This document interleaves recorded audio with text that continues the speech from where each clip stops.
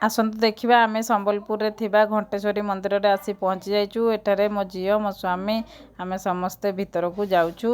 भीतरर सुदृश्य केते सुंदर। एठी प्रथमे गणेश भगवान को दर्शन करी आमे आगो को बढ़िलु। आगो को जाउचु। देखंतु कोन हेउची मंदिर पाखे आछि। जेहेतु घंटेश्वरी मंदिर बहु मात्रा रे घंट अछि। आपण माने भी देखुचंती एते घंट अछि। देखिया पय बहुत सुंदर लागुची। आ धीरे धीरे आसी आमे मंदिरर पाखरे पहुंची गलु। एठारे बहुत श्रद्धालु भक्त माने उपस्थित अछंती।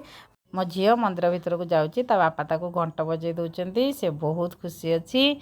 आ एते बड़ बड़ घंट देखिकी से बहुत खुशी। ता बापा मध्य घंट बजेई ठाकुरन को दर्शन कले आसलु। देखंतु एठी बहु प्रकार पशु पक्षी अछंती। आमे पशु पक्षी को किछि खाद्य देउछु।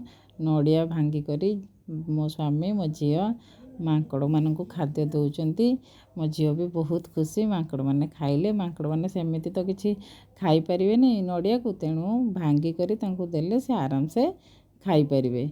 या द्वारा पिला माने भी जीवजंतु खाया को दबा शिखिले एवं तांको आगामी भविष्यत रे से देबा पई इच्छा प्रकाश करिवे। तांको भय लागिबो नाही। आउ सब मांकड़ मान को देबारे आमे खुशी बहुत अनुभव कलु एवं किछि फोटो उठैलु। ये होची माँ घंटेश्वरी माँकर फोटो चित्र। घंटेश्वरी माँ हेउचंती संबलपुर स्थित चिपलिमा डैम पाखरे अवस्थित महानदी कड़े घंटेश्वरी माँ को मंदिर अच्छी। संबलपुर ठारू 14 किलोमीटर दूर रे से यह अवस्थित। घंटेश्वरी माँ को आमे दर्शन कलु। घंटेश्वरी माँ को रहस्य सेठी जानिबा को पाइलु जे घंटेश्वरी माँ महानदी कड़े ए महानदी रे एक धीवर दिने जाल पकेवा समय रे तांको जाल रे एक पत्थर लागिथिला। जहाँ देखिबा पय टिके अजब थिला। सेथिपय से पत्थर को से घर को नेथिले। तांको स्त्री को देखाइथिले। तांको स्त्री नखरे टिके छिंडाई देथिले पत्थर को। सेथुरु पत्थर रु क्षीर पानी एवं रक्त बाहरिबा को लागिथिला। से माने डरी जाइथिले। सेही दिन राति रे धीवर को माँ स्वप्नाइले कि मु माँ रूप रे एठारे अछि।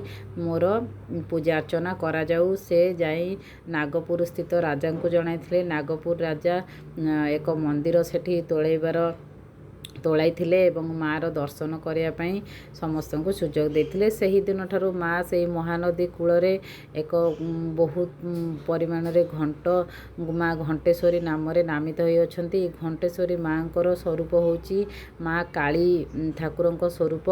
तेणु माँ सेही नाम रे घंटेश्वरी नाम रे नामित होई सेही जगह रे पूजा पाउछ।